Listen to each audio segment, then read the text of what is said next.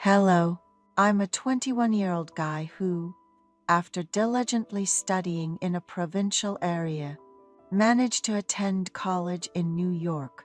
It was last year. I didn't want to apply for a dormitory, so I begged my parents to let me live off campus. From what I heard from friends, dormitories often have curfews depending on the school. Just having graduated from high school and eager to embrace freedom, the thought of living with such restrictions felt suffocating. I deliberately missed the dorm application period and told my parents, I can just find a place near school. There are plenty of share houses these days. However, my parents were firm. They acknowledged that it's fine to have fun and enjoy oneself, but reminded me that everything comes with responsibilities. They then insisted, go live with your aunt. My mom is the youngest and very cherished daughter in her family, with 3 older brothers and 1 sister.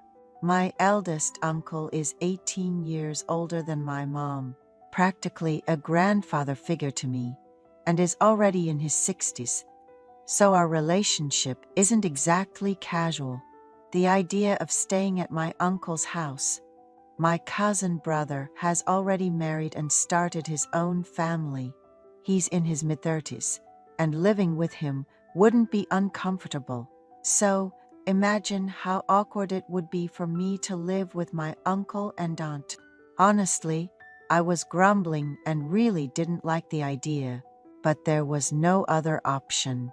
It was decided that my parents would send a certain amount of money each month to my aunt, who in turn would provide meals and do laundry for me. A few days before the start of the semester, my parents, who hadn't seen my uncle and aunt in a while, packed my stuff and we all headed to New York together. My aunt had prepared the room previously used by my cousin before he got married. The house was small but duplex, so the second floor was entirely mine to use. There was a separate staircase leading to the second floor, and an entrance I could use on my own. Honestly, I didn't know the house was like this, but seeing it with my own eyes, I thought it might be okay to live here. While I was busy unpacking in my room and looking around the house, the adults were already grilling meat and having a drink in the yard. I quietly joined them, eating without saying much.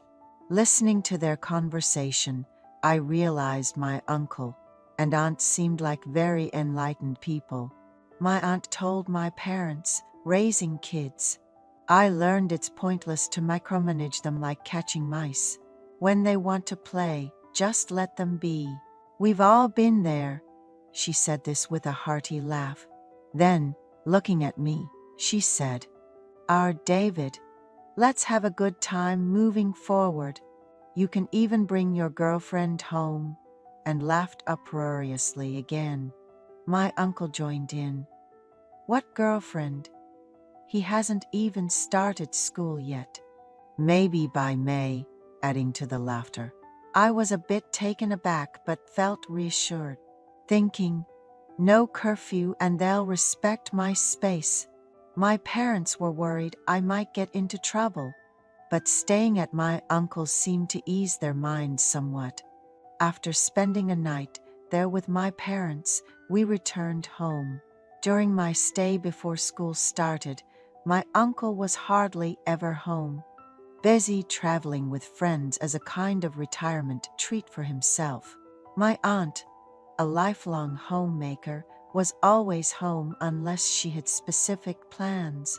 At first, her morning wake-up calls for breakfast felt bothersome, but as time went on, I realized she just wanted someone to share meals and time with. Despite desperately wanting to sleep in, I got up for breakfast. Not wanting to miss the meal she prepared, she was considerate enough to let me sleep in on days I didn't have class.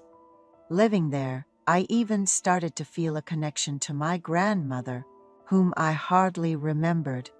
My aunt, though younger than my uncle, was still over 30 years my senior.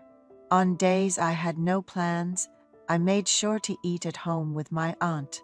She took great care of me, packing lunches on days I worked part-time. Occasionally, my married cousin would bring his wife and kids over, making for a lively household. College life turned out to be tougher than I expected, but living in a boarding house, I felt like I was experiencing a new adventure. My aunt took better care of me than even my own parents, without any nagging.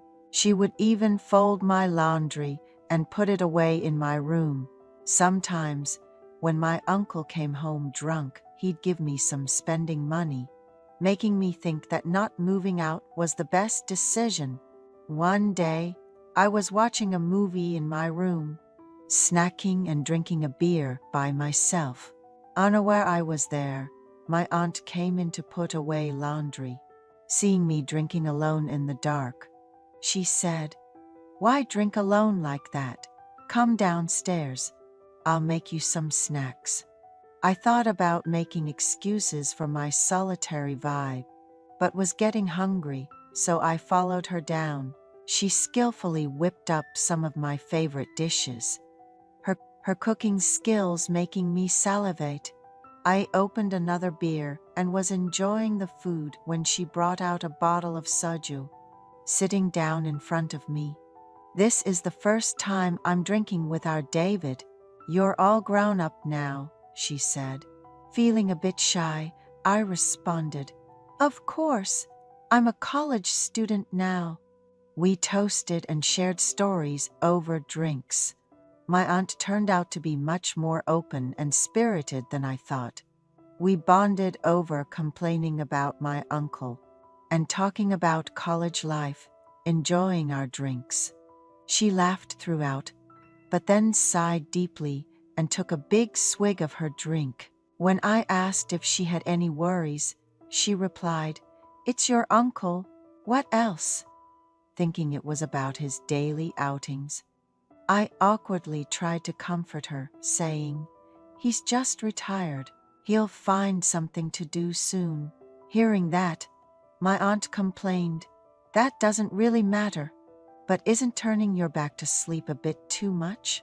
I was startled by her words, and she seemed to catch herself, saying, "Oh my, what am I saying? Pretend you didn't hear that. I'm being foolish." She apologized to me repeatedly, and I reassured her, "It's okay. You must have been really frustrated." There was an awkward silence, and as we shifted our positions, the atmosphere between us started to feel even stranger. My aunt, looking flustered, quickly began to clear the table. I helped her in silence, my heart racing, perhaps due to the alcohol. A few days later, my uncle went on a fishing trip with friends, leaving the house empty for 3 days. I had been feeling uneasy, not having received any clear response from my aunt when she entered my room. As I was about to turn off the light to sleep, we spent time together in the darkness. Even after that, whenever my uncle was away or came home late, my aunt would come to my room. I had a girlfriend, but I couldn't bring myself to refuse my aunt's visits.